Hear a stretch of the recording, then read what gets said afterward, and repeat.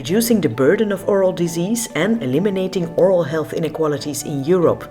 That was the theme of the Platform for Better Oral Health in Europe's annual Policy Roundtable. The event was hosted by Karin Kadenbach and Andrei Kovachev, two members of the European Parliament. The platforms unveiled 28 best practices of oral health prevention and promotion programs from across Europe. Programs that could one day help to overcome the oral health challenges confronting so many member states. I also would like to welcome all participants here today for the second European Oral Health Summit.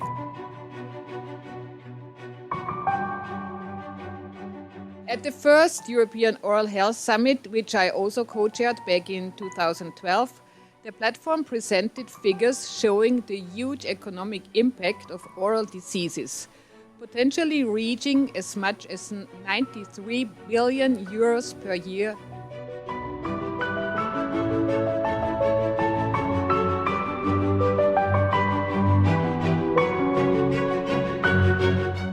We need to see how Europe can provide support to the member states in the healthcare sector, and together with the organizations, service providers, doctors, patients, but also the industry.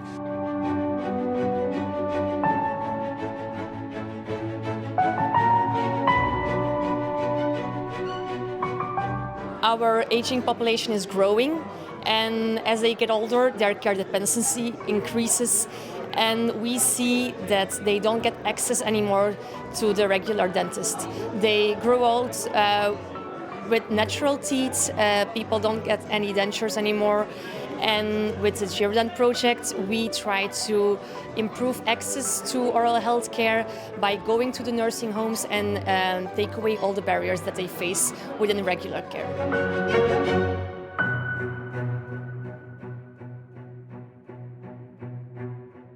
Prevention in oral care is the obvious thing to do. Almost all dental disease is almost totally preventable.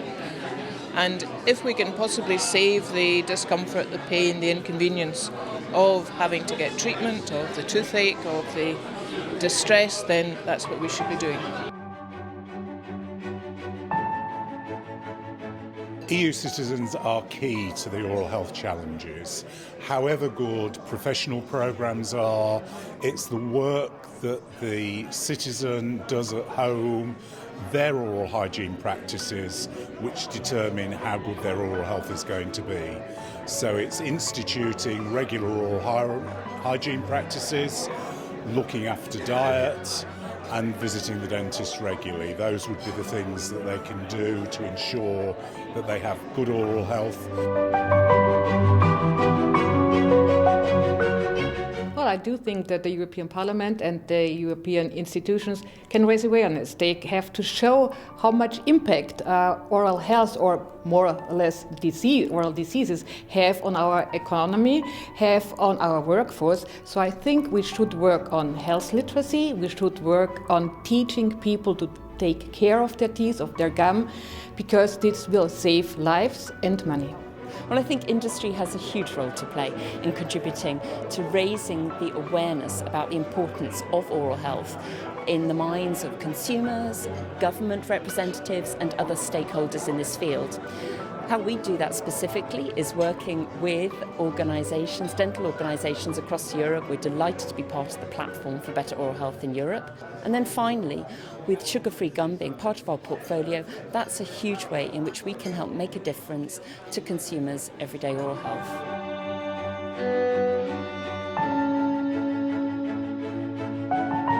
There's a direct relationship between oral health and general health. Also looking at the economic impact, looking at the direct and indirect costs of oral diseases. And we have from a recent study published seen that 110 billion euros was spent on oral diseases in both direct costs but also in productivity losses.